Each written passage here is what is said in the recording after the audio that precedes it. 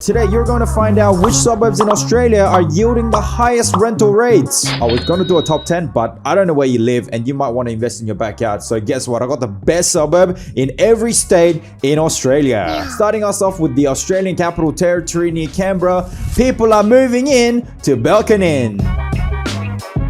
Rental yield sitting at 5.73% per annum, with a median house price that's set around $405,000 at the beginning of the year, but now it's a whopping $585,000. Now I'd like to check out how many visits a listing gets on realestate.com.au just to gauge how popular that suburb is compared to the rest of the state. Looking at the entire ACT state property market, we're looking at 1,117 visits per property listing, where the properties in Belconnen are only getting about 182 visits per listing. So definitely there's less competition to get into. I see an opportunity. There's general gentrification going on in the suburb, which means that there is a generational change in the suburb itself. Interesting to note that the median household income on a weekly basis is around $1,900 a week. And it's a very, very young suburb with 40% of the population sitting between 20 to 29 years of age. It's a well-planned suburb with a fantastic view to the Brindabella Range. A lot of locals are moving into the area for a better lifestyle, and there's a lot of recreational facilities within the actual suburb. Looking around, it looks like there's plenty of parklands, and there's this beautiful lake right in the middle as well. And what do I see there? Oh, it's Bunnings. That's right. Australians basically spend half of their lifetimes in Bunnings. So it's always economically encouraging to see a Bunnings in a local area. This is simply one of my quirky metrics to apply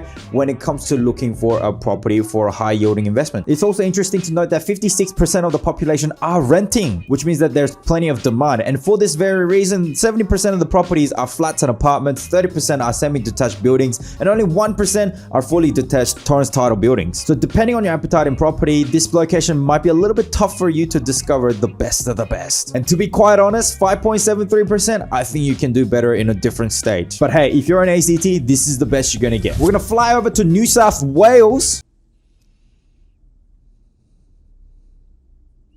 I'm trying to come up with a rhyme, yeah? Let's get it on in Lawson. Let's get it on. Down in Lawson. Golden. Because your investment is golden in Lawson.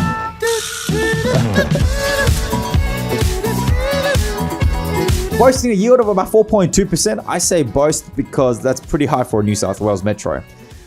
Is it metro? I'll get to that in a minute. Average median house price sitting at $545,000 at the beginning of the year, now sitting at around more of that low 600s. About 1,711 visits per property across the state on average, but in Lawson's, there's about 1,591 visits. So definitely a lot more in demand in this particular suburb at the moment. So this suburb looks like a good option for you if you want to buy property in New South Wales and you want to go for the yield as well as the capital gains. The household income for the population is not as high, sitting at around $1,300 a week. There's a good distribution of age, neither too young, neither too old. But it's also interesting to note that about a quarter of the population is not in the workforce, which is part of the reason why there is a bit of a rental demand in that location. In terms of the location, I'll be watching out for the lack of landlocking opportunities, although the demand from central Sydney has been strong enough to bring the prices up. To give you an example of what landlocking is, let's imagine there is a town that's nearby a shoreline. If you buy a property between the city center and then the shoreline, like somewhere here, because you cannot increase the supply of property towards into the ocean because you can't build houses on the water, then the property prices between the city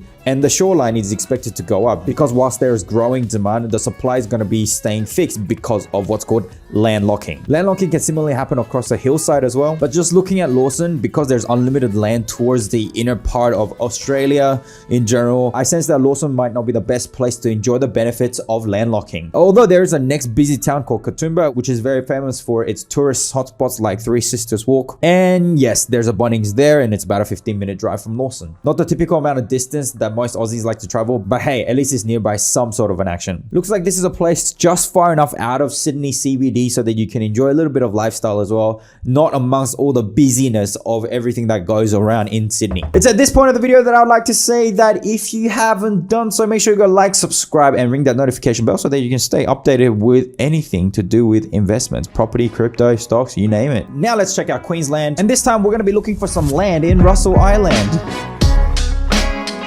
Oh, this is getting a bit corny at the moment. All right, rental yield sitting at 6.69%. Much better than Sydney. Of course it is. Sitting at $255,000 median price on a house since the beginning of the year. Until now, there hasn't been a strong change. Queensland has about 848 visits to a listing across their state, while properties in Russell Island receive about 90 visits per listing. Not the hottest in demand state, and probably not the hottest in demand suburb. It surprises me a little bit because I thought that Queensland was always pretty hot in terms of properties. But based on the data that we have, we also find that the average income for Russell Island is about $502 a week, which, let's face it, isn't particularly that high. But its capital growth over the last past year was very strong, sitting at around about that 30% mark, and apparently it's one of the best performing suburbs in Queensland. 40% of the people in Russell Island are above the age of 50, and one of the things that I'll take note of is the fact that the transport could be an issue because it is an island. You'll have to take a ferry from the island to the nearest port and then drive into the city center in Brisbane, which I don't think you'll ever need to do, but that's about a 2.5 to 3 hour journey. Not to mention most of that journey is sitting on a boat. So if the transportation was to improve, then the prices for Russell Island will do really, really well. But geez, $255,000 for a property in Queensland, that's reasonably in the metro area with a good lifestyle. I mean, what could be the harm? Doesn't seem like the prettiest town, but it seems like it has some good value. Sitting at 6.69% in rental yield, I would research the area at the very least. Heading over to South Australia, if you want growth, check out Elizabeth North.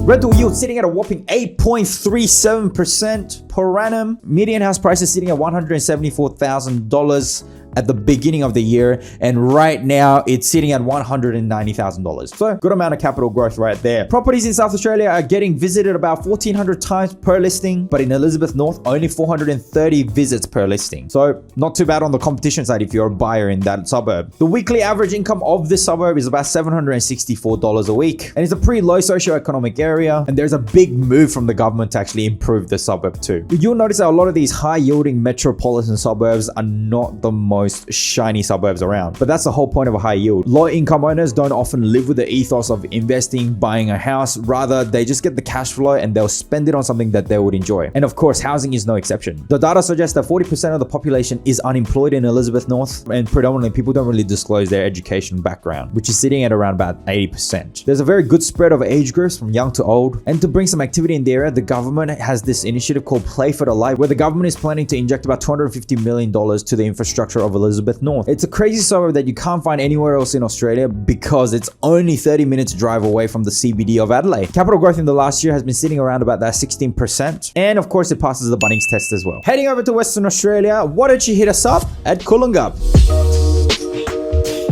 Yield sitting at about 6.99% per annum, which isn't too bad. Median house price sitting at $276,000 at the beginning of the year. Now it's sitting at $301,000. Pretty good amount of growth right there. 488 visits per property across the state. And in Coolungup, it does just about the same at 443 visits per listing. The average weekly income of Coolungup is around $1,082 per week. And it's a young town. There's a lot of teenagers. There isn't the clearest data on the employment status of the people living in Coolungup. And it is also interesting to notice that there is a dip in the price over the last 5 years. So could this be an opportunity for you in terms of capital? But with 6.99% of rental yield, I mean, you could take worse risks. And an average investment of $301,000 for a house, I mean, it's still pretty cheap. Moving up to Northern Territory, get a grip on Parrot.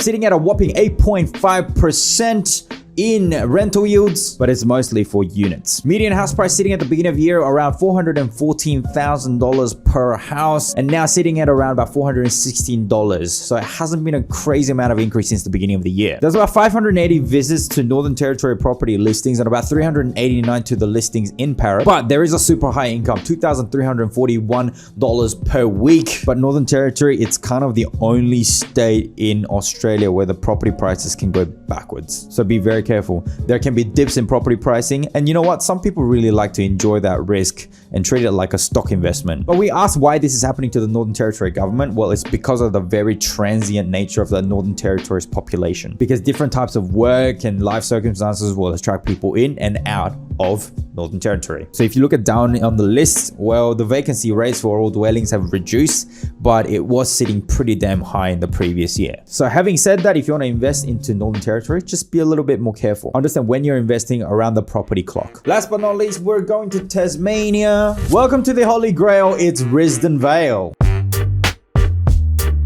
Returns clocking at 7.35% per annum. Median house value sitting at $335,000 at the beginning of the year, but now sitting at around that $360,000 mark. It's certainly not shy on its capital growth. A whopping 2,442 visits on every property listing across the state, and a whopping 1,298 visits per listing in Risdon Vale. It's definitely a hot location. There's only about $960 of weekly income across the population of Risdon Vale, and there's less old people. Mostly it's young children to middle-aged population. It's done something crazy like 105% in the last 5 years in capital growth. But I tell you what, Tasmania has been the darling of Australian property market in the last few years. And that's predominantly because properties have been very affordable for a very long time. And not to mention, Tasmania is a beautiful part of the world as well. A lot of the demand seems to be coming from local buyers, with a lot of interstate buyers looking to purchase into the area just before COVID. Seems like it's cooled down a little bit though. But hey, at 7.35% yield and only a small investment sitting around the mid 300s, seriously, sign me up. So there you have it, guys. If you want to invest in your own state, there's something that you could learn from this video. But I hope some of the data that you've been able to study in this video